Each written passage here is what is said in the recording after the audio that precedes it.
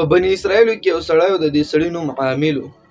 دا عامل انتهایی زیات مالدار و.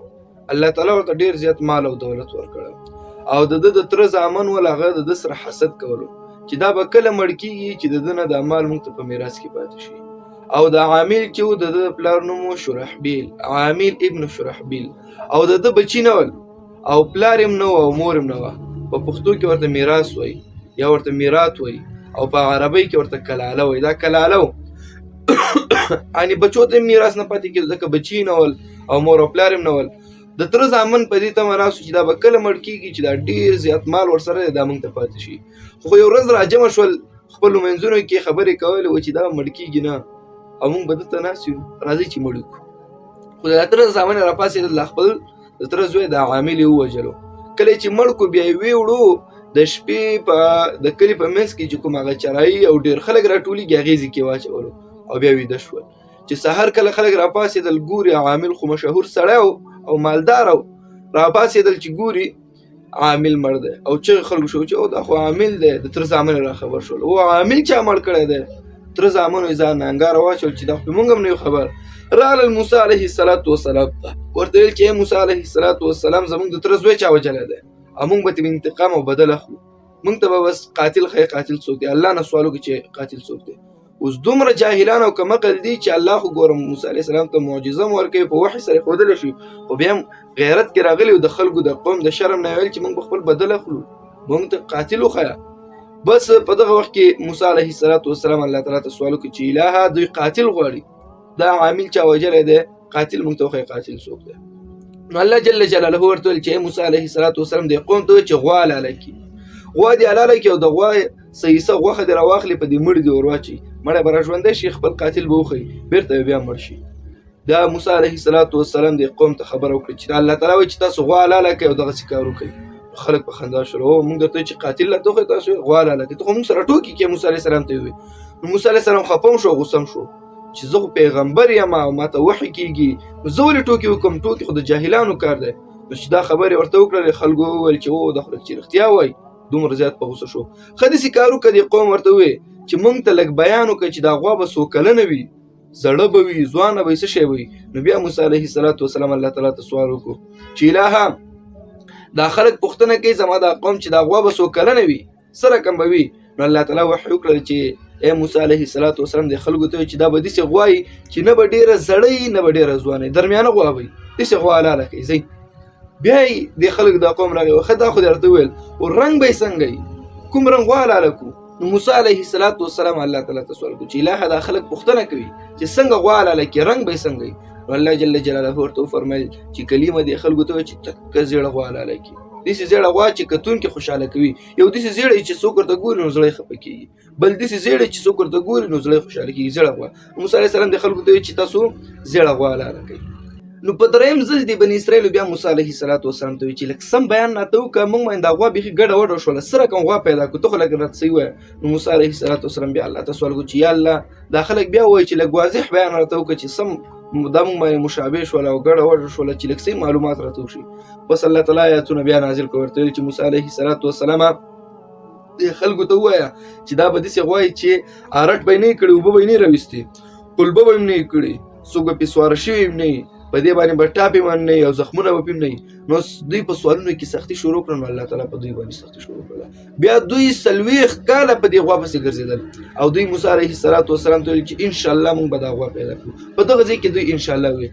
نبی علیه السلام مبارک فرمایي که دوی انشاءالله نه وی ویلی تر قیامت ورځې پورې به دوی د غوا پسې ګرځېدل خو غوا به یې نه پیدا کړې. خو دوی په دغه ځای کې ویل چې انشاءالله موږ به پیدا کړو. انشاءالله یې وویل خو 40 کاله بعد یې پیدا کړه. 40 کاله بعد یې څومره په سختۍ باندې پیدا کړله. علمای کرام فرمایي دغه زمانه کې هلته یو سړی اوسېدلو هغه انتهایي او ډېر زیات بزرګ او نیک انسان و. هغه یو بچی و یوه یې ښځه وه او دغه سړی چې دی جهاد ته تللو د هغه سړي زیړه غوا وه ځان سره یې غوا ساتلې وه. نو دغه بزرګ سړی چې و دا نیک د جهاد ته تللو د خپله غوا یې واغېستله په ځنګل کې خوشي کړله. ویې ویل چې الهه زه خو جهاد ته ځم مجاهد یم که شهید شوم او واپس رانغلم زما دا غوا کله چې زما بچی بالغ شي او د بلوغ مرتبې ته ورسېږي نو دا زما دا غوا واپس زما بچي ته ورکړه. په ځنګل کې بس د الله په نوم باندې خوشي کړله. هغه غوا په ځنګل کې سرېده کله چې د هغه سړي زوی بالغ شو او د کاروبار شو نو غټ شو، نو دا به کاروبار کولو دی بچي به کاروبار به کولو، نو د ورځې به چې 3 روپۍ مثلا وګټل، د خپل د ټوله پیسې به 3 تقسیمه کړلې، نو یو حصه به چې د خپل ځان باندې مصرف کړي، خپل خرچه به کړله، یو حصه به فقیرانو او مسکینانو ته ورکړي، هغه به هغه ته ورکړه، او درېمه حصه د روپۍ به چې د خپل مور ته ورکړي چې مور په دې باندې خپل هغه حاجت پوره کړه. او عبادت گزار مو نیک انسانو د بچي دی به د شپې به د ټوله شپه به 3 حصے کوله، اوله شپه حصہ چې دی دا به خوب به کولو، او دویمه شپه حصہ به بیا د لاول شپه حصہ به د مور خدمت کولو، دویمه شپه حصہ به خوب کولو، او دریمه شپه حصہ بیا د الله جل جلاله عبادت کولو. انتهایی او ډیر زیات نیک انسان دی. دا به روزانه مهنت کولو خو ډیر زیات ستړی ستومانه به کور ته راتلو. مور ته ورځ وریا شو د پلار په ځنګل کې غوا خوشي کړي وکنه، دی بچی ته به وایم دا غوا به ځان ته راولي او خرڅه به کیو پیسې ورته لاس ورشي او بس اسانتیا ورته پیدا شي په کارونه کې. بچی ته چې لاړ شه بچیا داسې کار وکړه، ځنګل کې اواز وکړه چې یا الله زما پلار چې کومه غوا ستا په نوم خوشي کړې زه خپله غوا غواړم ما ته هغه راکړي. دا بچی لاړو ځنګل ته او دغسې اواز یې وکړو، غوا ورته راغله. چې څنګه ورته راغله نو مور ورته ویلي چې بچی ځان سره به دا غوا راولي، داسې ورته ویلو.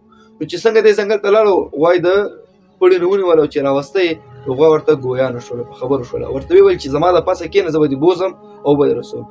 د هلک ورته وایي چې نه در باندې نه کښېنم. وایي ولې را باندې نه کښېنې؟ وایي ځکه در باندې نه کښېنم چې ما ته مې مور ویلي چې ځان سره یې راوله، داسې نه دي ویلي چې د پاسه پې کښېنه او بیا یې راوله. وایي زه دا باندې نه کښېنم. نو دا غوا ورته وایي ډېر زیات هوښیار یې، که د مور خبره دې اوس نه یې منې را باندې ناست وې تر قیامت د ورځې پورې به دې زه نه وم ګیره کړم او همداسې منډې وهلې او چې را باندې کښېناستې اوس راځه چې ورسره لاړ شه. دا غوا یې خپل کور ته راوستله. نو مور ورته چې ورسره بوځه ځه بازار ته او خرڅه یې کړه او چې 100 روپۍ درته وکړي. وایي مور یې په 100 روپۍ خرڅه کړه. وایي خرڅه یې کړه زه ورشه په 3 روپۍ خرڅه کړه. په هغه وخت کې به 3 روپۍ انتهایي ډېرې زیاتې روپۍ وي. نو په 3 روپۍ چې بوتله بازار ته، نو هلته ورته الله جل جلاله یو 2 فرښتې راولېږي دغه ماشوم بچي ته، چې 2 فرښتې ورته راولېږلې. نو هغه ورته وایي چې واله که دا غوا خرڅې؟ وایي خرڅوم یې. په 100 روپۍ خرڅه؟ وایي دا په 3 روپۍ خرڅومه.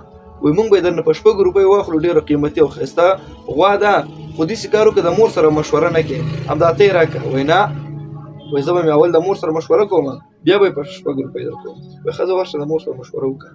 دی بیا راغی مور ته وایي چې مور دغسې 2 نفر دي په 6 روپۍ رانه غواړي وریکم که نه؟ وایي زه به چیا وریکه زه. نو بیا راغی ورته ویل چې واخله په 6 روپۍ درکوم. وایي نه په 6 یې هم نه اخلو، دا قیمتي غوا ده، که په 9 روپۍ راکړې نو په 9 روپۍ به یې درنه واخلو. وایي یو د په ځمه د مور سره یې مشوره کوم. وایي د مور سره مشوره نه کوې؟ وایي نه مور سره مشوره ونه کوم نه در کومه. وایي که 1 کروڑ روپۍ هم راکړي که نه در کوم. مور خبره پکې ضروري ده. نو دی بیا په دویم ځل باندې راغی مور ته وایي چې په 9 روپۍ غواړي. وایي زه وریکه بچیه. خو چې د خلکو ته راغی وایي اوس یې درنه په 12 روپۍ غواړو. نو دی په درېیم ځل ورته مور وایي چې دا ماته انسانان نه ښکاري، دا خامخا فرښتې دي، پوښتنې دې وکړي کېدای زموږ د امتحان دپاره راغلي. نو دا هلک راغی ورته ویل وایي چې زما مور دغسې خبره کړې ده، وایي تاسو خو زموږ د امتحان دپاره خو نه یې راغلي.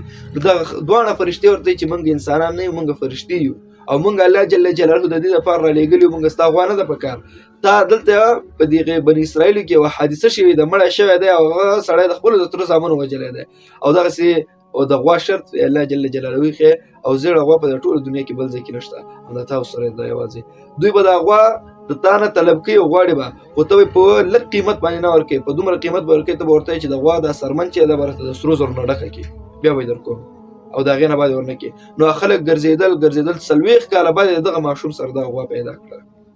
چې پیدا یې کړله نو دته بیا دغه د غوا د سرمن د سرو زرو نه هغوی خو په بني اسرائیلو کې سم جنجالو چې دا اوس موسی علیه السلام باندې اول سوال کړی، بس دوی په غیرت کې راغلي دغه د عامل هم ډېر مالو، بس سره زر یې دې سړي ته دې ماشوم ته ورکړل. خو چې کله راغی غوا یې حلاله کړله، د غوا د سرمن یا لکۍ یا غوږ یا ژبه دی راواخیسته په مړي ور واچول، مړی را ژوندی شو.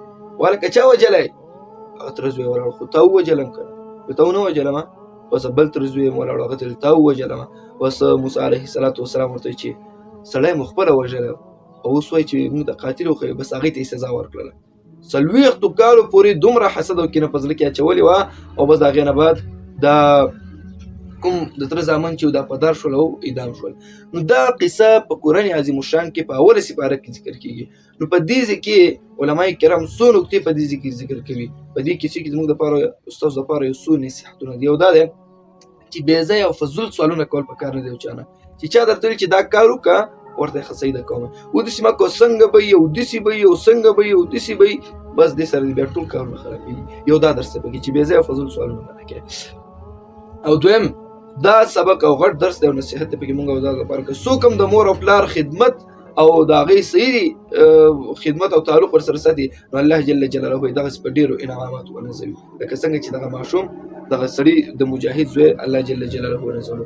او دریم درس لکه څنګه چې د عامل د تره زامن ولا او د خپل د تره زوی سره یې حسد وکړو او کینه یې وکړله هغې د پیسو د وجې نه حتی مړم کړو نو مونږ او تاسو ته چا سره حسد کول نه دي پکار. انجام به مو د عامل د تره زامن غوندې وي.